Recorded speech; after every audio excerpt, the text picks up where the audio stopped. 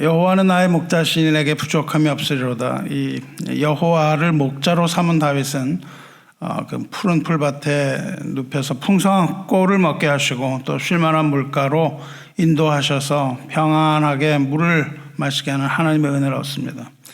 다윗은 이 푸른 풀밭과 또 쉴만한 물가에서 평안과 안식을 얻습니다. 그런데 우리 인생에는 언제나 그런 푸른 풀밭만 있는 것이 아니죠. 쉴만한 물가에 언제나 머물 수 있는 게 아닙니다. 때로 우리는 사망의 음침한 골짜기를 지나가야 할 때도 있습니다. 왜 그럴까요? 하나님의 은혜로 구원을 얻은 자는 거기에서 그치는 것이 아니고 우리는 천국을 향하여 걸어가는 순례자들이기 때문입니다. 그러나 천국을 향하여 걷는 그 길은 결코 만만한 길이거나 평탄하지만 않기 때문에 그렇습니다. 하나님의 나라로 가는 그 길은 좁고 협착하여 가는 이가 적다고 말씀하셨고 그 길을 지나가서 들어가야 하는 그 문은 좁아서 들어가는 이가 적다고 말씀하셨어요. 그러나 우리가 걸어가는 그 길이 바로 의의 길이라고 말씀하셨고 우리가 찾아가야 하는 그 좁은 문은 바로 생명으로 들어가는 길, 천국으로 들어가는 참된 문이라고 말씀하셨습니다. 그 문은 바로 양의 문,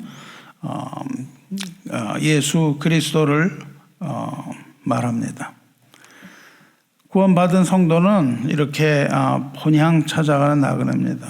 나그네 길, 순례의 길을 걸어가는 순례자이기 때문에 우리는 때로는 사망의 음침한 골짜기를 걸어가야 되는 거예요. 그런데 그 길은 결코 혼자 걸어가는 길이 아니라고 말씀하셨어요. 그 길은 선한 목자이신 우리 주 예수 그리스도와 함께 걷는 길이며 목자의 인도함을 받아야만 갈 수 있는 그런 길입니다. 나그네가 지치고 힘겨워할 때마다 목자는 푸른 풀밭과 쉴만한 물가로 인도하시지만 이 때로는 사망의 음침한 골짜기를 통과해야만 하는 이유입니다. 우리 인생은 누구나 이 골짜기를 지나가는 때가 있는 거죠. 그런 시간이 있습니다. 그것은 죽음을 향하여 가는 그런 길일 수도 있지만 이 세상 살아가는 동안에 사망의 음침한 골짜기를 지나갈 때가 많습니다. 그 길은 고난과 낙심의 골짜기고 절망의 골짜기고 때로는 눈물과 아픔의 골짜기일 수 있습니다. 그런데 이 골짜기는 굉장히 깊은 곳이기 때문에 거기는 해가 잘 비치지 않는 아주 어두운 곳이죠. 그래서 깊고 어두워서 이 길을 한 치 앞을 볼 수 없는 그런 길입니다. 때로는 길이 전혀 보이지 않는 그런 때도 많습니다. 그래서 골짜기를 지나가는 것이 두려운 일이죠. 왜 두렵냐면 앞이 보이지 않기 때문에 두렵습니다. 옆에 무엇이 있는지도 잘 모르죠. 한 치 앞도 보이지 않기 때문에 더욱더 두려운 거예요. 그런데 다윗은 그것이 두렵지 않다고 이야기를 하지는 않았습니다. 다윗은 비록 그리고 그 골짜기를 지나가지 않겠다고 하지도 않았어요. 그 골짜기는 지나가야 되는 것입니다. 우리가 하나님께 기도할 때에 이런 골짜기가 두려워서 이 골짜기를 피해달라고 여기를 가지 않게 해달라고 기도를 많이 해요. 근데 하나님은 결단코 그렇게 하지 않으십니다. 왜냐하면 그 길은 우리가 반드시 걸어가야 되는 길이기 때문에 좁은 길입니다. 그런데 하나님께서는 그 길을 가게 하시지만 우리를 그냥 가게 하지 않으시고 하나님은 우리에게 용기를 주십니다. 우리가 그 길을 갈 수 있는 힘을 주시는 거예요. 우리 앞에 장애물을 치워달라고 우리는 계속 기도하지만 하나님은 그 장애물을 치우지 않으시고 오히려 그 장애물을 뛰어넘을 힘을 주시는 거예요. 오늘 이 사망의 음침한 골짜기 동일한 겁니다. 우리가 그 골짜기를 지나지 않을 방도는 없어요. 반드시 그 사망의 음침한 골짜기를 지나가야만 그 다음에 우리가 순례자의 길을 걸어갈 수 있는 것이죠. 그래서 다윗은 그 골짜기를 지나가지만 그리고 그것이 두렵기는 하지만 해를 두려워하지는 않는다라고 고백을 하고 있는 거예요. 거기서 해를 당하지 않는다는 확신이 있는 겁니다. 우리 인생의 골짜기를 지나갈 때 그 어둠 그 자체가 우리를 두려워하게 합니다. 불확실한 미래, 불확실한 내일이 우리를 두렵게 만듭니다. 혹시 발을 잘못 디딜까 봐 두려워지기도 해요. 그러나 다윗은 자기가 처한 그 환경에 대한 두려움은 있을지라도 그 골짜기가 자신을 해치지는 못할 것이라는 걸 확신하는 거예요. 왜냐하면 그가 혼자 걷는 것이 아니라 주와 함께 걷기 때문에 비록 그 길을 걸어간다 할지라도 해를 입지 않는다 이렇게 말씀하세요. 다윗은 여러 가지 고백을 많이 했는데 재앙의 날에 주님이 백성의 피난처이시기 때문에 해를 받을 것을 두려워하지 않는다 그렇게 얘기하죠. 주는 원수를 피하는 견고한 망대이므로 두렵지 않습니다. 주님께서는 폭풍과 광풍을 피하게 하시기 때문에 두렵지 않다고 고백해요. 여호와는 나의 힘이시기 때문에 두렵지 않다. 힘을 주시는 것이죠. 골짜기가 없어지는 것이 아니라 우리가 그것을 피할 수 있는 폭풍과 광풍을 피할 수 있게 하시고 우리 힘이 되심으로 두렵지 않습니다. 여호와는 환난 중에 만날 큰 도움이시라 이렇게 고백하기 때문에 두려워하지 않는 거예요. 주는 그 자녀가 의지하는 요새이므로 흔들리지 않는 겁니다. 요한복음 14장 27절은 이 두려움 가운데 주께서 주시는 평강과 안식 그리고 주님과 동행하는 삶의 본질을 분명하게 드러내고 있습니다. 요한복음 14장 27절에 평안을 너희에게 끼치노니 곧 나의 평안을 너희에게 주노라. 내가 너희에게 주는 것은 세상에 주는 것과 같지 아니하니라. 너희는 마음에 근심도 말고 두려워하지도 말라 말씀하셨어요. 예수님께서 이 말씀을 하신 게 언제냐 하면 예수님이 이 말씀을 하신 것은 십자가에서 고난을 받으시기 바로 전입니다. 우리가 생각할 때는 이해가 잘 안 가는 거예요. 예수님은 지금 고난을 받고 죽기 위하여 십자가를 걸어가시는데 평안하다고 말씀하신 것이 아니라 내가 너에게 평안을 준다 그렇게 말씀을 하셨어요. 그러니까 평안의 근원이 나라고 말씀하시는 겁니다. 십자가로 걸어가는 예수께서 이 평안의 근원이라고 말씀하시는 거예요. 십자가로 가시기 바로 전 제자들과 이제 이별을 해야만 하는 그 순간에 하신 말씀인 것을 잊지 마시기 바랍니다. 그리스도께서 주시는 이 평강은요, 그냥 평강이 아니라 반드시 십자가를 통과하여 주시는 평안입니다. 십자가를 통과하는 사람만이 느낄 수 있는 평안이에요. 십자가의 고난과 죽음을 우리가 온전하게 믿지 않는다면 우리 마음 가운데 평안이 없는 거예요. 그저 우리는 평안히 이렇게 살면서 마음의 평안을 소망하는 것이 아니라 우리가 믿는 십자가를 통하여 그 믿음의 십자가를 통하여 우리는 평안을 바라보는 거예요. 이것이 바로 우리 기독교의 역설이죠. 우리가 평안을 바라보기 위하여 고난을 바라보는 겁니다. 이 고난을 바라봄으로써 그 십자가, 죽음의 십자가를 통하여 우리는 그 평안을 바라보는 거죠. 왜냐하면 이것이 주께서 십자가로 향하면서 우리에게 약속하신 약속의 말씀이기 때문입니다. 이 약속이 우리들에게 주어진 것이죠. 그리고 주님께서는 우리에게 평안을 주시기 위해서 혹독한 그 고난의 길을 걸으시고 십자가에서 죽으셨습니다. 주님이 걸으신 골고다의 길, 그 길이 바로 죽음의 골짜기죠. 어둠의 골짜기입니다. 우리가 아무리 어두운 길을 가고 아무리 심한 혹독한 고난을 받는 그 사망의 음침한 골짜기를 간다 할지라도 우리가 걸어야 하는 그 길 중에 예수님께서 걸으신 그 골고다 언덕길, 그것보다 더 어둡고 떨리는 그러한 사망의 음침한 골짜기는 없습니다. 우리가 갈 수 있는 가장 끔찍한 사망의 음침한 골짜기가 바로 주님 걸으신 그 길이에요. 그리고 우리는 그 길을 혼자 걷는 것이 아니라 그 십자가의 길을 걸으신 주님과 함께 걷고 있다는 것을 알아야만 하는 겁니다.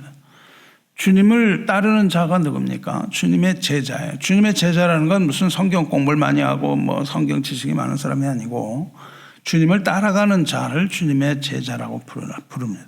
주님의 제자는 누구냐 하면 자기를 부인하고 자기의 십자가를 지고 주님을 따르는 자입니다. 그러므로 우리가 걷는 사망의 음침한 골짜기는 주님과 함께 그 십자가를 지고 내가 부인된 상태에서 주님을 나의 주님으로 여기며 걷는 길, 이것을 사망의 음침한 골짜기라고 얘기하고 있어요. 그렇기 때문에 이 사망의 음침한 골짜기는 주님이 걸으신 길이고 이 길은 선한 길입니다. 그 길은 죽음과 같이 보이지만 죽음이 아니라 그 길은 예수님을 따라서 생명으로 가는 그 길이라는 걸 우리가 잊지 말아야 돼요. 그래야만 우리는 거기에서 소망을 얻습니다. 이것이 비록 사망의 골짜기이기는 하지만 우리 주께서 우리 손을 붙잡고 가시기 때문에 두렵지 않은 겁니다. 왜냐하면 주님께서는 부활을 하셔서 그 약속을 하신 거예요.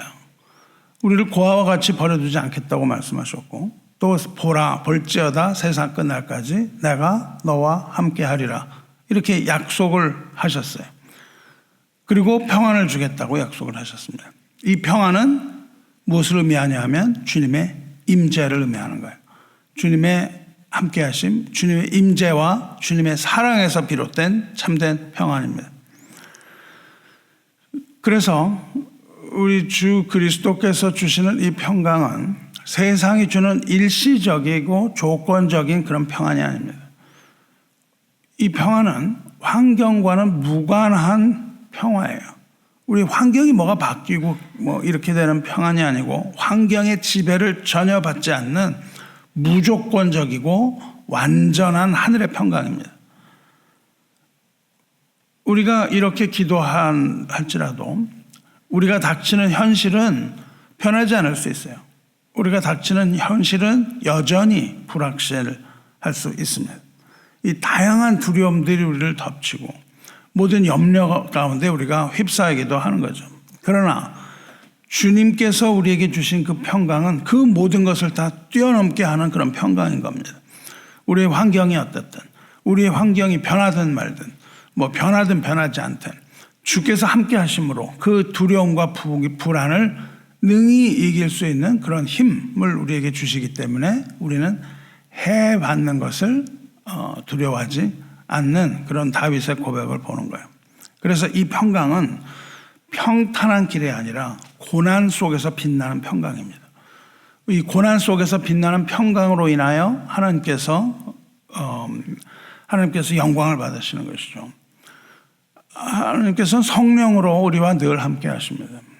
그 성령은, 우리와 함께하는 성령이 하시는 일은 우리로 하여금 하나님의 말씀을 생각나게 하시는 거예요. 우리가 여러분이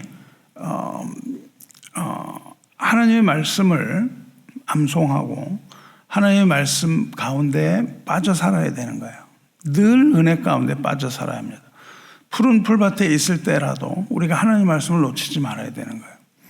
그래서 우리가 이 어둠의 골짜기를 지나갈 때 성령께서 우리로 하여금 하나님의 말씀 생각나게 하시고 그 말씀이 우리에게 힘을 주는 겁니다. 현대 교회가 이렇게 되는 이유는 하나님의 말씀을 알지 못해서 그렇습니다. 교인들이, 우리 교회도 그렇게 예외는 아닌 것 같은데 하나님의 말씀을 너무 모르는 거예요. 제가 이렇게 쿡 찔러보면요, 아는 게 없는 것 같아요. 하나님의 말씀을 잘 모릅니다. 이렇게 되면은 하나님의 뜻을 구할 수가 없어요. 우리가 늘 하나님의 뜻을 구할 때요, 성령께서 우리에게 예수님의 말씀을 생각나게 하시는 거예요. 그것을 통하여 우리에게 하나님의 뜻이 전달되는데 전혀 하나님의 말씀을 알지 못하면 하나님의 뜻을 아무리 구해도 그 음성 듣기는 굉장히 힘듭니다. 여러분이 매일매일 성경을 읽으시고 성경의 말씀 가운데 그 은혜의 강물에서 매일매일 헤엄을 쳐야 하는 이유예요. 성령께서는 이렇게 우리와 함께 하심으로 우리로 하여금 하나님의 이 약속, 평안을 주겠다고 하는 이 약속을 생각나게 하시는 겁니다. 이 약속을 우리가 마음속에 품고 사망의 음침한 곳을 지나갈 때 주님께서 하신 이러한 약속들이 우리에게 생각이 나는 것이죠. 그렇게 우리의 삶을 인도하시는 겁니다. 그렇게 우리 일상의 매 순간순간마다 하나님께서는 이 거룩한 평안으로, 하나님 약속하신 그 평안으로 우리를 채우시는 거예요. 이렇게 살아있는 주님과의 동행, 이게 굉장히 중요합니다. 살아계신, 살아서 움직이시는 하나님의 말씀과 동행해야만 하는 거예요. 그리고 이 인격적인 친밀함이 중요합니다. 주님과의 친밀함을 가져야 돼요. 하나님은 저 멀리 있는 어떤 책 속에 나타나는, 성경에 나타나는 그런 하나님이 아니고 우리 마음 가운데 살아 숨쉬는 그러한 하나님, 나의 아버지임을 고백하며 그 친밀한 가운데 우리가 이 길을 걸어가야 되는 거예요. 이 동행, 주님과의 동행이 주는 이 기쁨, 이것이 바로 평안을 누리는 원천입니다. 사랑하는 성도 여러분, 우리 삶에서 예측할 수 없는 그러한 상황, 아주 불확실한 상황, 그리고 슬픔, 상실감, 또 두려움, 이런 것들이 우리를 덮칩니다. 하지만 주께서 약속하신 대로 주님의 평안은 믿는 자들 가운데 반드시 역사하는 것을 믿으시기를 축원합니다. 아무리 세상이 흔들린다 할지라도 우리는 오직 선한 목자이신 주님의 이 약속을 붙들고 사망의 음침한 골짜기를 떨면서 능히 지나갈 수 있는 거예요. 주님의 말씀을 붙잡고 성령의 인도하심에 귀를 기울이시기 바라요. 그래야 우리가 참된 안식과 자유를 누릴 수 있습니다. 주님이 주시는 이 평안으로 우리가 두려움을 이기는 거예요.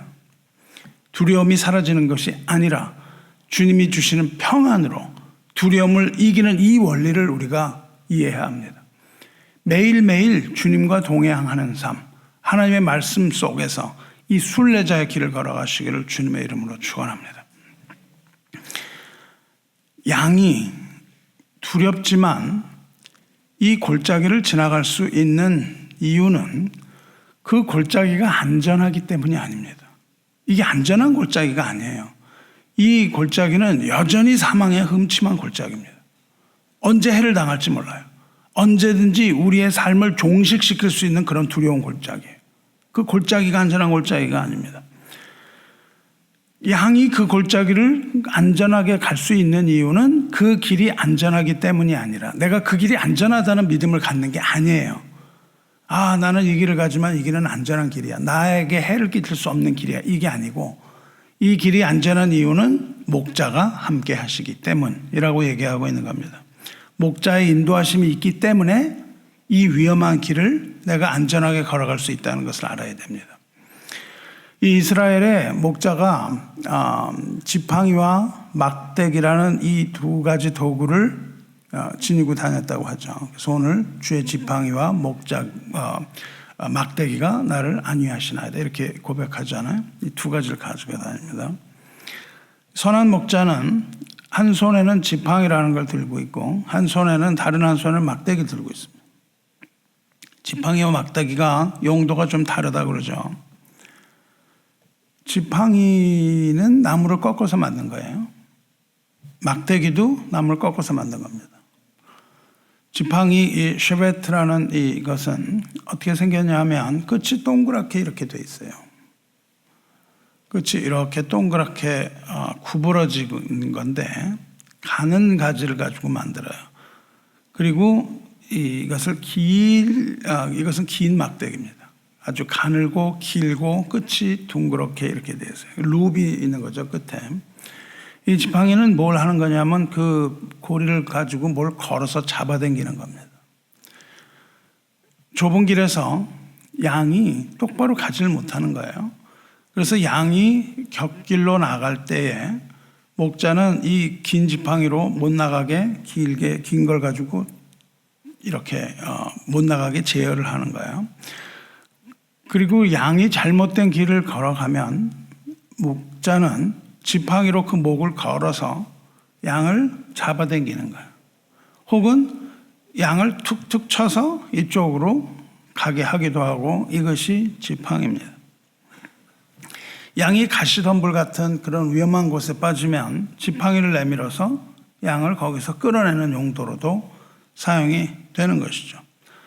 반대로 막대기라는 게 있는데 막대기는 그렇게 길지 않고 짧아요. 보통 한 1m 정도, 우리 뭐 허리보다 좀 더 많이 오겠죠. 그 정도 되는 건데, 이거는 지팡이보다 짧고 또 굵습니다. 딱딱한 그런 곤봉 같은 그런 막대기라 그래요. 어떤 목자는 그 끝에 쇠붙이 같은 거를 끼워 놓기도 하고 뾰족한 돌 같은 거를 박아 놓기도 한다 그럽니다. 만일 양을 치다가 늑대나 뭐 사자 같은 맹수가 나타나서 양떼를 공격하면 이것이 목자의 무기입니다. 그러니까 양떼를 방어하는, 양떼를 보호하는 그런 방어용 무기였어요. 제가 목자가 혹시 칼을 가지고 다니지 않았나 해서 아무리 문서를 찾아봐도 목자가 칼을 가지고 다녔다는 기록은 없습니다. 칼은 누가 가지고 있냐면 저 고위층, 아주 뭐 그 군인들, 그런 사람들이 칼을 가지고 다녔지 목자가 칼을 가지고 다니지는 않았습니다. 대신 성경을 보면 다윗은 물맷돌을 가지고 다녔어요. 골리앗을 쓰러뜨린 그 물맷돌을 가지고 있었습니다. 다윗이 목동이었죠. 아버지 양을 지킬 때 사자나 곰이 와서 양떼에서 새끼를 물어가면 내가 그 사자나 곰을 쫓아가서 그것을 치고 그 입에서 새끼를 건져내고 냈다고 그렇게 얘기를 하죠. 맹수가 다윗을 해치려고 할 때는 쫓아갔어요. 그래서 붙으려고 했을 때에 다윗을 해치려고 하면 다윗이 그 수염을 붙잡고 그것을 쳐서 죽였다, 이런 이야기를 하고 있습니다. 그렇게 이야기를 하면서 그걸 누구에게 얘기하냐면 사울 앞에서 얘기하죠. 사울 앞에서 내가 골리앗을 상대하겠다고 얘기하면서 그렇게 내가 그 사자와 곰도 죽였다 얘기를 합니다. 그러면서 뭐라고 그러냐면 그 사자와 곰의 발톱에서 나를 건져내신 것이 바로 하나님이다, 이렇게 고백을 해요. 그래서 다윗이 골리앗을 상대로 했을 때 이 말을 하면서 담대하게 골리앗 앞으로 갑니다. 주의 종이 사자와 곰도 쳤은즉 살아계시는 하나님의 군대를 모욕한 이 할례받지 않은 블레셋 사람이리까 그가 그 짐승의 하나와 같이 되리이다. 또 다윗이 이르되 여호와께서 나를 사자의 발톱과 곰의 발톱에서 건져내셨은즉 나를 이 블레셋 사람의 손에서도 건져내시리이다, 이렇게 얘기를 합니다.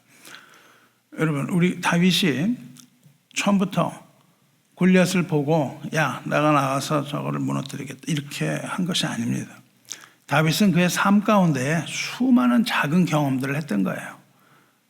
이런 조그만 일을 당했을 때 하나님께서 그를 도우셨던 것, 뭐 그것이 점점 커져서 곰과 사자의 발톱에서 구원해내시고, 이 바울도 그런 고백을, 비슷한 고백을 하죠. 이런 고백을 하면서 그 경험이 쌓여서 골리앗을 보고도 능히 나가서 싸울 수 있는 믿음을 얻습니다. 저 여러분도 마찬가지예요. 우리가 무엇을 믿음으로 하려고 할 때 갑자기 뭐 우리 마음 가운데 그냥 뭐 어떤 이런 믿음이 생기는 게 아닙니다. 우리가 늘 일상에서 살아가면서 이 하나님의 능력을 경험하면서 살아가야 돼요. 늘 그런 어려움에 부닥친다 할지라도 하나님께서 나를 그렇게 곰과 사자의 발톱에서 건져냈었던 것을 내가 기억하며 우리가 큰 일을 당했을 때 그 일을 능히 믿음으로 대처할 수 있는 겁니다. 그래서 우리는 늘 이런 경험 가운데, 하나님의 말씀 가운데 주님께서 주시는 그 경험, 이런 것들도 굉장히 소중합니다. 우리가 살아온 길을 한번 돌아보는 거죠. 내가 이렇게 돌아봤을 때 그것을 주님이 하셨다는 이런 고백하는 저와 여러분 되시기를 축원합니다. 이처럼 주의 지팡이는 양을 인도하는 도구고 양을 위험으로부터 회복시키는 도구예요. 그리고 막대기는 양을 보호하고 때로는 양을 징계할 때도 이것을 사용합니다. 그래서 막대기에 맞으면 아픈 거예요. 막대기에 맞으면 아픕니다. 이렇게 막대기와 지팡이는 두 가지 역할을 다 해요. 그리고 이 지팡이와 막대기는 목자이신 주님의 이 두 가지 속성을 동시에 보여줍니다. 막대기와 지팡이가 의미하는 것은 첫째로는 하나님의 사랑, 사랑입니다. 그리고 양떼를 징계하시는 하나님의 공의예요. 하나님께서는 사랑만 베푸시는 하나님이 아니고 우리를 징계하시기도 하는 하나님이라는 것을 잊지 마시기 바라요. 우리가 어떤 어려움을 당했을 때 이것이 어디로부터 오는지 이걸 봐야 되는 겁니다. 이것이 하나님으로부터 오는 것인지 아니면 나의 잘못 때문에 오는 것인지 왜 이런 일이 생기는가 이걸 여러분이 보셔야 됩니다. 물론 그 모든 것은 다 하나님으로부터 옵니다. 하나님이 허락하시지 않으면 나에게 이런 것이 일어나지 않는 거예요. 이 두 가지 속성인데 하나님의 두 가지 속성은 사랑과 공의입니다. 사랑과 공의. 이것은 하나님이 아니고는 절대 가질 수 없는 거예요. 인간은 사랑과 공의가 있는 사람이 그런 걸 가진 사람은 없습니다. 지팡이는 하나님의 사랑을 보여줘요. 이 사랑이라는 것은 하나님의 은혜와 하나님의 자비를 나타내는 거예요. 요한일서 4장 8절에 하나님은 사랑이심이라. 하나님이 사랑이 우리에게 이렇게 나타난 바 되었으니 하나님이 자기의 독생자를 세상에 보내심은 그로 말미암아 우리를 살리려 하심이라. 이렇게 말씀하십니다. 이 사랑이라는 건 어떤 그냥 막연한 이런 추상적인 개념이 아닌 거예요. 하나님의 사랑은 구체적입니다. 하나님의 사랑은 독생자를 보내신 사랑이에요. 하나님이 세상을 이처럼 사랑하사 독생자를 주셨으니 이는 그를 믿는 자마다 멸망하지 않고 영생을 얻게 하려 하심이라. 이렇게 구체적입니다. 하나님의 사랑은 독생자를 이 땅에 보내시되 선한 목자로 보내셔서 그 백성을 구원하고 인도하신 사랑이에요. 그래서 예수님 말씀하시죠. 나는 선한 목자라. 나는 내 양을 알고 양도 나를 아는 것이 아버지께서 나를 아시고 내가 아버지를 아는 것 같으니 나는 양을 위하여 목숨을 버리노라. 이렇게 말씀하셨습니다. 양은 때로 길을 잃고 또 때로는 세상의 소리에 현혹되는 거예요. 우리죠. 길을 맨날 잊어버려요.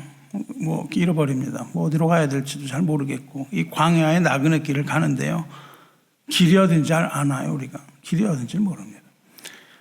우리는 광야를 방황하지만 그러나 우리는 방랑자가 아닙니다. 우리는 방랑자가 목적 없는 방랑자가 아니고 우리는 목적이 있는 순례자예요.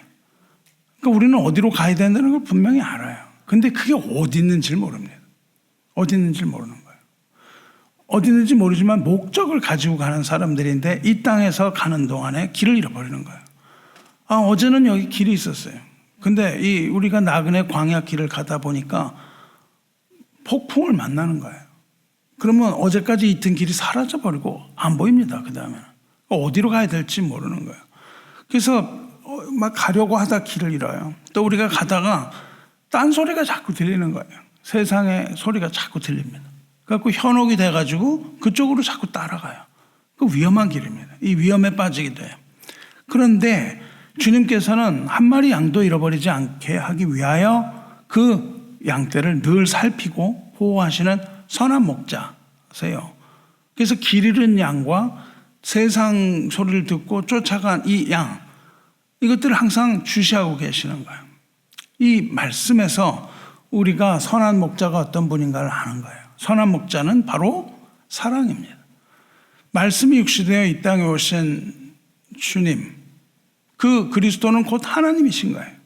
그래서 하나님은 사랑이시라 이렇게 얘기하지만 우리는 선한 목자가 하나님이신 겁니다. 왜냐하면 선한 목자가 선하시기 때문에 그래요. 선한 목자가 이 지팡이와 막대기를 가지고 양에게 하는 그 모든 행동, 그것이 사랑의 매일 수도 있고 그것이 인도하는 부드러운 손길일 수도 있고 이 모두가 다 목자의 사랑에서 비롯되는 것인 걸 잊지 말아야 합니다. 양이 죄악의 길에서 방황을 할 때에도 주님은 양을 여전히 사랑하시는 거예요. 우리가 무슨 죄를 짓는다 그래갖고 하나님의 사랑이 끊어지는 것이 아니죠. 우리는 늘 그런 착각을 하거든요. 우리가 예를 들어서 우리가 어떤 분이 병이 났어요. 그랬더니 어떤 목사님이 와서 죄 때문에 그렇다고 회개하지 않으면 죽는다고 이런 얘기도 하시는 분이 있습니다. 지금 막 병이 들어가고 가뜩이나 죽겠는데 막 그런 얘기를 해서 정죄를 하고 그래요. 근데 우리의 죄 때문에 우리가 죽는 것이 아니에요. 우리가 죄 때문에 죽는다고 하면 희망이 없습니다. 왜냐하면 누구나 다 죄인이죠. 우리가 죽는 이유는 그 죄를 용서받지 못했기 때문에 죽는 겁니다. 주님은 우리의 그 죄를 용서하시는 분이거든요. 그러니까 그 죄 때문에 내가 죽는다는 그것이 아니라 그 용서받는 그것이 있어야 되겠죠. 그것이 나의 회개로 뭐 이런 인본적인 인간 중심적인 막 회개를 해야 된다고 하는 이런 데서 오는 게 아니고 하나님께서 우리를 사랑하셔서 우리에게 은혜를 베푸실 때 우리에게 회개가 터져 나오는 것이죠. 주님은 그렇게 긍휼히 여기시는 불쌍히 여기시는 하나님이세요. 교회가 현대교회가 이렇게 부패하고 이렇게 떨어졌음에도 불구하고 하나님께서 그 교회를 징계하시지만은 저는 이것이 교회에 대한 하나님의 징계라고 생각을 하는 것이 점점점 뚜렷해지고 있는 거예요. 하나님의 징계가 있다는 것을 분명히 알아야 되는데 근데 하나님이 징계는 하시지만 여전히 그 교회를 사랑하시는 거예요. 양은 목자를 알지 못했어요. 이때 길을 나갔는데 양이 목자를 알기도 전에 목자는 그 잃어버린 양을 찾아서 이 지팡이와 막대기를 들고 길을 나서는 겁니다. 목자는 길을 잃어버린 양이 뭘 할 수가 있겠어요? 음매하고 그냥 매매하고 두려워서 떠는 것밖에 없습니다. 우리가 길을 잃어버렸을 때 그냥 두려움에 떨고 있는 거예요. 그러나 목자는 우리를 찾아서 그 길을 나서시는 거죠. 목자는 양에게 생명을 주기 위하여 기꺼이 목숨을 버리신 거예요. 이것이 바로 우리가 알아야 하는 가장 확실한 사랑의 증거입니다. 로마서 5장 8절이 이렇게 말하죠. 우리가 아직 죄인 되었을 때에 그리스도께서 우리를 위하여 죽으심으로 하나님께서 우리에 대한 자기의 사랑을 확증하셨느니라 그렇게 말씀하신다고요. 그 사랑을 무엇으로 증명하셨다고요? 우리를 위하여 죽으심으로 그 사랑을 확증하셨다는 겁니다. 목자의 지팡이는 이 하나님의 한없는 사랑 이것을 가감없이 드러내고 있습니다. 십자가에서 죽으심으로 하나님께서는 그 사랑을 확실하게 증거하셨습니다. 그러므로 이제 우리는 두려워하지 않을 수 있는 거예요. 그 사랑을 확증하셨기 때문에 우리는 목자의 음성을 듣고 목자 음성을 따라갈 수가 있는 겁니다. 주께서는 이 지팡이를 사용하셔서 이 지팡이로 우리를 끌어당기시는 겁니다. 그것이 우리를 끌어당기시는 힘이에요. 그리고 또다시 우리를 푸른 풀밭으로 인도하시는 거예요. 그리고 고요한 물가로 인도하게 하셔서 쉬게 하시는 겁니다. 이것이 우리의 순례의 길이에요. 우리의 순례길은 이것이 반복됩니다. 계속 반복돼요. 우리가 어떤 날은 쉴 만한 물가에 있다가 어떤 날은 또 그 다음 날 또 다른 길을 또 지나가야 돼요. 이렇게 계속해서 지나가는 것이 바로 본향 찾는 순례자의 모습이에요. 그래서 우리는 그것을 할 때마다 겪을 때마다 강해집니다. 우리가 그것을 지난번에 했던 것을 여러분 잊지 마시고 기록해 놓으시면 좋아요. 어떻게 우리가 하나님이 나의 이전에 내가 그렇게 죽을 것 같았는데 나를 구원하셨는가? 어떻게 내가 여호와를 기다렸더니 나를 그 기가 막힐 웅덩이에서 건지셨도다. 이런 고백들을 하면서 그 기가 막힐 웅덩이에 또 빠져도 그 물 없는 웅덩이에 빠진다 할지라도 나는 여호와를 기다리겠다. 이런 믿음을 가질 수가 있는 것이죠. 목자의 지팡이는 목자의 사랑을 나타냅니다. 목자의 지팡이가 하나님의 사랑을 나타낸다면 목자의 막대기는 하나님의 공의를 나타내요. 목자의 막대기가 하나님의 공의를 나타내는 상징인데 그런 이유는 그 막대기의 기능이 두 가지이기 때문에 그렇습니다. 목자는 양이 곁길로 가거나 위험한 행동할 때 아까 지팡이로 끌어당긴다 그랬잖아요. 그러나 그 다음에는 양을 때리기도 합니다. 그 막대기로 가볍게 치는 거예요. 쳐서 올바른 길로 가게 하기도 합니다. 거기에 뾰족한 게 달려 있으면 양들은 글로 가지 않겠죠. 이 뾰족한 걸로 치면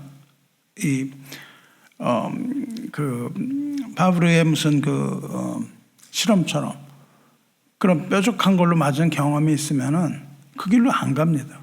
그 길로 가지 않는 거예요. 그래서 그 막대기로 치시는데 히브리서는 우리를 채찍질한다 그렇게 말씀하십니다. 막대기로 양을 치는 이유는 양을 해치려고 하는 것이 아닙니다. 양을 해치려고 치는 것이 아니라 양을 보호하고 생명을 살리기 위한 것이죠. 마찬가지로 우리가 죄를 짓거나 잘못된 길로 갈 때 하나님은 잘한다 이렇게 하시지 않는 거예요. 하나님은 잘한다 그냥 이쁘네 이렇게 하시지 않습니다. 그게 아니라 하나님께서는 사랑과 공의의 막대기로 우리를 징계하시는 거예요. 우리를 징계하셔서 바른 길로 인도하시는 겁니다. 이 징계야말로 우리를 파멸로부터 구원하기 위한 하나님의 사랑의 표현입니다. 그러니까 하나님의 공의는 어디에 포함되어 있냐면 하나님의 사랑에 포함되어 있어요. 하나님의 공의가 두 개의 다른 속성이 아니라 이게 하나의 속성이에요. 하나님의.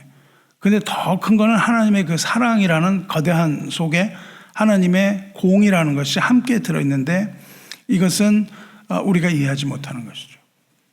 이것이 하나님의 사랑의 표현이기도 하지만 하나님께서는 죄에 대하여 반드시 공정하게 반응한다. 보응한다는 이 공의의 실현입니다. 주님께서 그 사랑하는 자를 징계하시고 사랑하는 자를 징계한다 그러세요. 그러니까 사랑과 징계가 같이 가요. 사랑하는 자를 징계하시고 그가 받아들인 아들마다 채찍질한다고 히브리서가 말하고 있습니다. 이 두 개의 단어가 같이 갑니다. 사랑과 징계가. 그러면서 뭐라 그러냐면 징계는 다 받는 것인데 우리에게 그 징계가 없으면 우리는 사생하여 친아들이 아니다. 그렇게 말씀하십니다. 그러니까는 우리가 하나님을 믿으면 그 다음에 가는 건 뭐냐면 징계로 가요. 그 아주 성경에 분명하게 말하고 있습니다. 그러니까 우리가 어떤 일을 당할 때 이것이 하나님의 징계인가 이거 살펴봐야 되는 겁니다. 하나님은 우리를 징계하시는데 우리의 유익을 위하여 징계하신다는 거예요. 우리를 위하여 하나님의 공의로 우리를 징계하십니다. 무릇 징계 좋아하는 사람이 어디 계세요? 무릇 징계가 당시에는 즐거워 보이지 않고 슬퍼 보이지만 우리는 목자의 징계로 말미암아 연단을 얻는다는 겁니다. 그 징계는 우리를 연단하게 하는 도구입니다. 그리고 연단 받은 자들은 의와 평강의 열매를 얻는다 이렇게 말씀하시죠. 선한 목자는 막대기로 우리를 징계함으로 그 공의를 실천하시는 겁니다. 그리고 그 결과 우리는 열매를 맺는 거예요. 우리에게 열매 맺게 하기 위하여 징계하십니다. 그러니까 막대기의 이 첫 번째 기능이 뭐예요? 징벌입니다. 징벌과 바르게 함. 즉 징계와 교정이에요. 징계와 교정. 디모데후서 3장 16절에도 그 이야기가 그대로 나옵니다. 막대기의 두 번째 기능은 보호와 심판이에요. 앞에서도 말씀했던 것처럼 막대기는 이 맹수들로부터 늑대와 이리와 사자와 곰 이런 것들로부터 양을 보호하는 데 사용되는 목자의 무기죠. 목자의 막대기는 양에게는 안전과 보호를 의미해요. 동일한 막대기가. 그런데 양을 해치려는 맹수에게는 심판과 파멸을 의미합니다. 이게 함께 가요. 함께 갑니다. 이것이 바로 하나님의 공의예요. 하나님의 공의는 양, 즉 의인에게는 보호와 구원이지만 늑대나 일이나 이러한 동물, 즉 악인에게는 심판과 멸망이라고요. 이게 우리가 이해하지 못한 하나님의 사랑과 공의입니다. 이처럼 막대기는 하나님의 공의를 나타내요. 그런데 인간 중에 이거를 가진 사람은 아무도 없습니다. 사랑과 공의를 함께 가진 사람은 아무도 없어요. 사랑과 공의를 함께 가진 분은 하나님밖에 없습니다. 그리고 이 두 가지, 사랑과 공의, 지팡이와 막대기를 가지신 것은 선한 목자밖에 없어요. 선한 목자밖에 없습니다. 이 세상에 선한 분은 하나님 한 분뿐이시므로 선하다는 단어를 붙일 수 있는 목자는 한 분밖에 없는 거예요. 선한 목자는 하나님의 아들이신 우리 주 예수 그리스도 외에는 없습니다. 예수께서 말씀이 육신이 되어 우리 가운데 거하셨을 때 거기에 하나님의 영광이 가득했어요. 우리 가운데. 지난 성경 공부에서 우리가 다루었죠. 하나님의 영광이 가득합니다. 그것은 뭐냐면 말씀이 육신되어 우리 가운데 거하심에, 그거 우리 가운데 거하신 하나님의 성막이란 뜻이라고 말씀드렸어요. 우리 가운데 텐트를 피셨다, 성막을 펴셨다는 거예요. 근데 우리들 가운데라는 것이 회중, 출애굽기 50장에 나오는 회중을 말해요. 이 회중이 회중 가운데, 즉 우리 가운데에 하나님이 임재하셨다, 그 말입니다. 요한복음이 말하고 있는 거예요. 말씀이 육신이 된 그리스도는 하나님이시다, 이 얘기를 하고 있단 말이죠. 그때 우리가 하나님의 영광을 보았다 그럽니다. 하나님의 영광이 보여요. 하나님의 영광은 예수께서 말씀이신 예수께서 육신이 되어 우리 가운데 거하셨을 때 영광이 가득했습니다. 그리고 그 영광은, 그들이 본 영광은 독생자의 영광이었더라, 그렇게 말하죠. 그리고 그 안에 뭐가 가득했어요? 그 위에는 거기에 은혜와 진리가 충만하더라, 이렇게 되었습니다. 은혜와 진리예요. 그 은혜와 진리, 이 두 가지는 상충되는 이야기입니다. 서로 반대예요. 은혜와 진리는. 은혜는 사랑이지만 진리는 변하지 않는 공의예요. 은혜와 진리가 두 가지입니다. 그런데 이 세상에 은혜와 진리, 이 두 가지를 가진 사람은 없다니까요. 이 두 가지를 모든 자는 이 세상에 없습니다. 오직 하나님만이 은혜와 공의, 이 두 가지를 다 충족시킬 수 있는 거예요. 그래서 우리는 어떻게 공의의 하나님이 사랑의 하나님이 될 수 있는가, 이걸 이해하지 못합니다. 그래서 어떻게 공의의 하나님이 우리를 사랑하여 용서하실 수 있단 말인가, 이것도 이해가 안 되는 겁니다. 왜냐하면 우리 중에 그걸 이해할 수 있는 사람은 없기 때문이에요. 하나님은 사랑과 은혜의 하나님이시지만 동시에 공의와 심판의 하나님이십니다. 현대 교회가 너무나 하나님의 은혜만 강조했어요. 은혜 받는다, 은혜 받는다. 이걸 너무 강조했습니다. 은혜만을 강조했어요. 사랑만을 강조했습니다. 오직 믿음으로 우리는 구원을 받는다, 이 이신칭이, 이 교리를 너무 주장했어요. 왜냐하면 가톨릭 교회에 저항해서 개신교가 나왔기 때문에 거기에 대한 반발로서 루터가 의인은 믿음으로 말미암아 살리라, 이래서 믿음 때문에 구원 얻는다, 이렇게 주장을 하다 보니까 하나님의 공을 잊어버렸습니다. 의인은 믿음으로 말미암아 삽니다. 맞습니다. 그런데 믿음으로 구원을 얻는다는 말은 오해가 있습니다. 여러분, 이 믿음이에요. 신앙의 보통 이 교회를 보시면 두 가지 교회가 있어요. 두 가지하고 훨씬 더 되지만, 이 개혁 신앙을 가졌다는 사람들이 있어요. 개혁 신앙. 장로교의 원 모토는 개혁 신앙입니다. 그 다음에 복음주의라는 분들이 있어요. 기본적인 차이가 뭐냐면요, 복음주의는 믿음으로 구원을 얻는다고 합니다. 믿음으로 구원을 얻어요. 여러분 어떠세요? 믿음으로 구원을 얻습니까? 우리가 믿음을 가지면 구원을 얻어요? 개혁주의는 그렇게 얘기하지 않습니다. 믿음으로 구원을 얻는 게 아니라 은혜로 구원을 얻는다고 말해요. 어떻게 해석되냐면, 이스라엘 백성이 하나님을 믿게 되었을 때 여호와는 하나님이시다, 이렇게 고백을 해요. 믿은 자가 여호와가 하나님이시라는 것을 고백을 하는 겁니다. 믿음으로. 그것이 은혜예요. 그러니까 은혜가 먼저 오는 겁니다. 우리에게 은혜가 먼저 오고 더불어 오는 것이 믿음이에요. 은혜 받은 자가 믿는 거예요.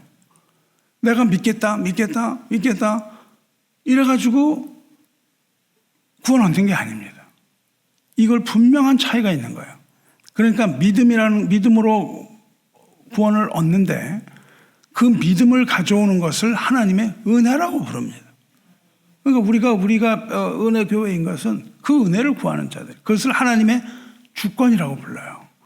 하나님의 은혜, 우리가 믿음을 가지고 믿음이 의가 돼서는 안 되는 거예요. 그리고 믿음을 가질 수도 없습니다. 우리는. 그것이 바로 이 개혁신앙이라고 하는 사람들과 복음주의라는 사람들과 달라요. 그래서 복음은 어때요? 복음주의는 그 믿음을 추구해요. 그래서 그렇게 하다 보니까는 자칫 인본주의와 행위로 나가기가 오히려 더 쉽습니다. 믿음이라고 이야기를 하면서 믿음을 가지려는 행위, 이렇게 나가면 안 되는 거예요.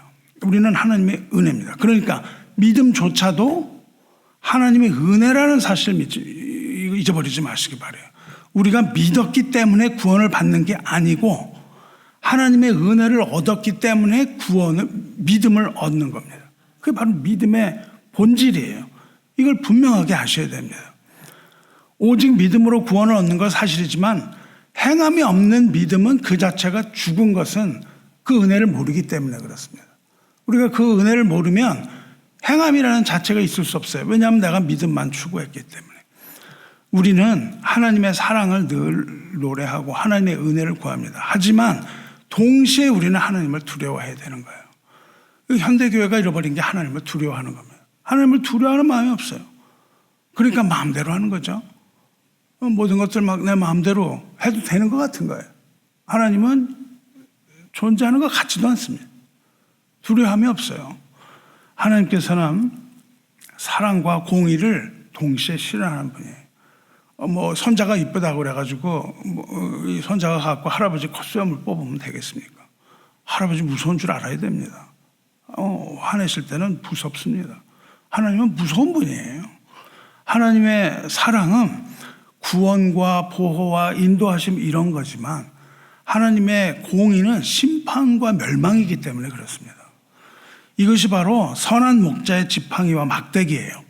이것이 바로 선한 목자가 스스로 목숨을 버리신 이 십자가의 도예요. 이것이 바로 이 십자가를 이해하지 않는 한 우리가 그것을 이해하지 못합니다. 그래서 고린도 전서에서 바울이 이렇게 얘기하죠. 십자가의 도가 멸망하는 자들에게는 미련한 것이요.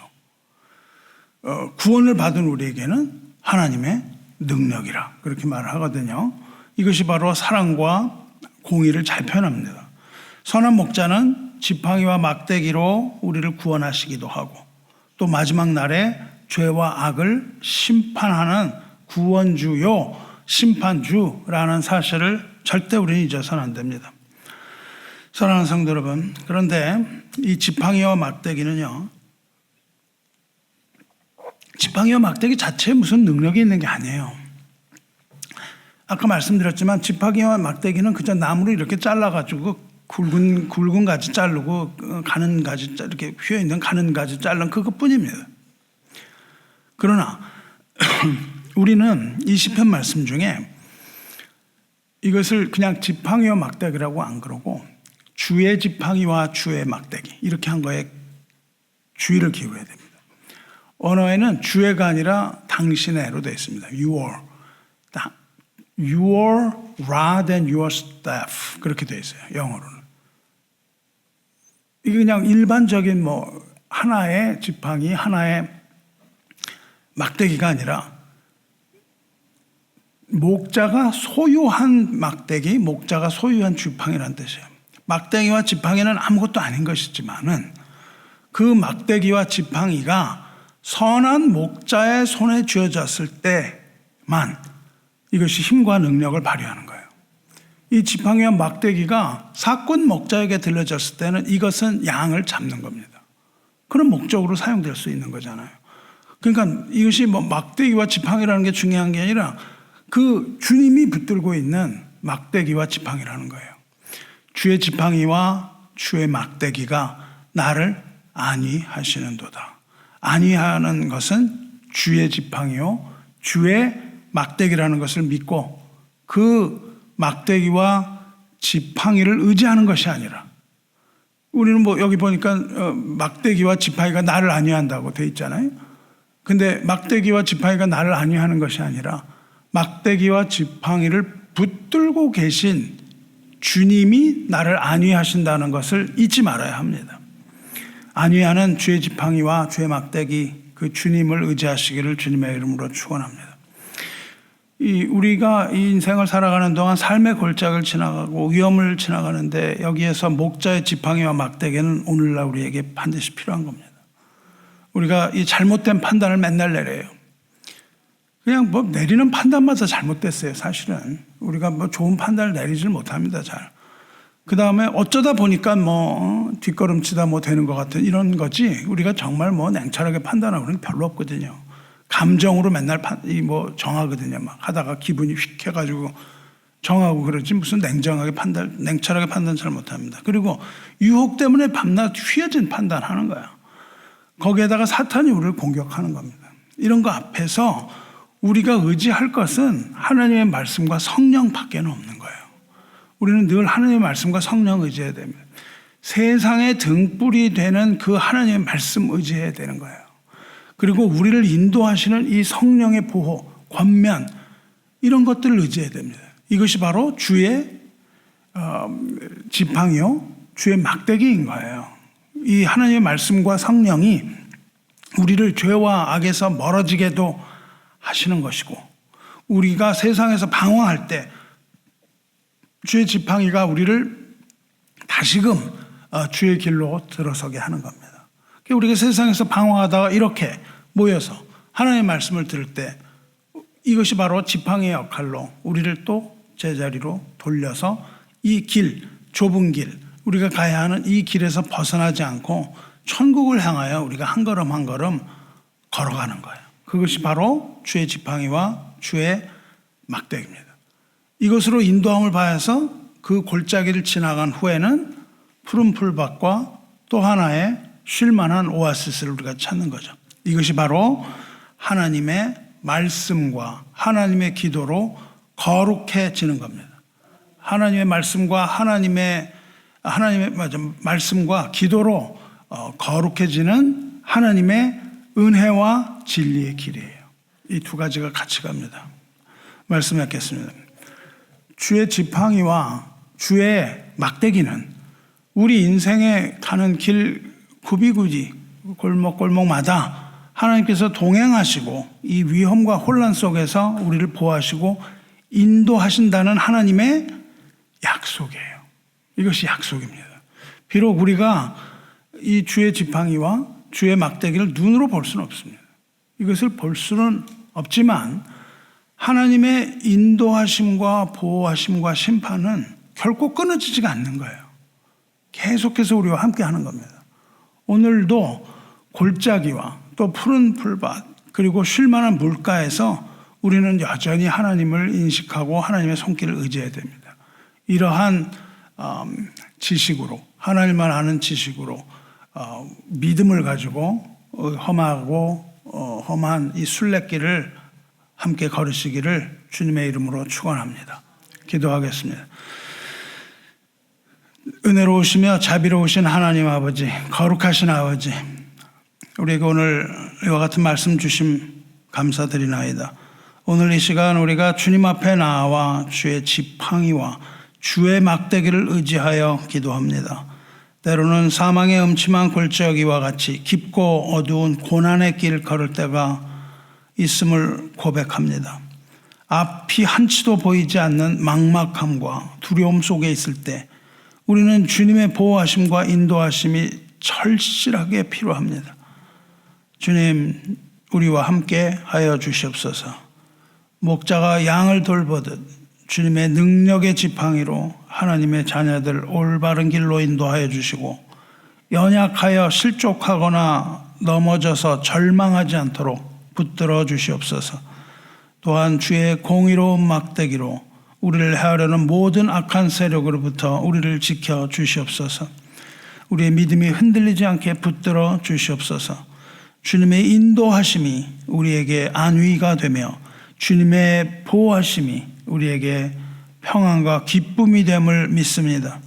어떠한 어려움 당한다 할지라도 두려워하지 아니하고 해를 두려워하지 아니하며 오직 주님만을 신뢰하며 담대히 하나님 앞에 나아가게 하시옵소서.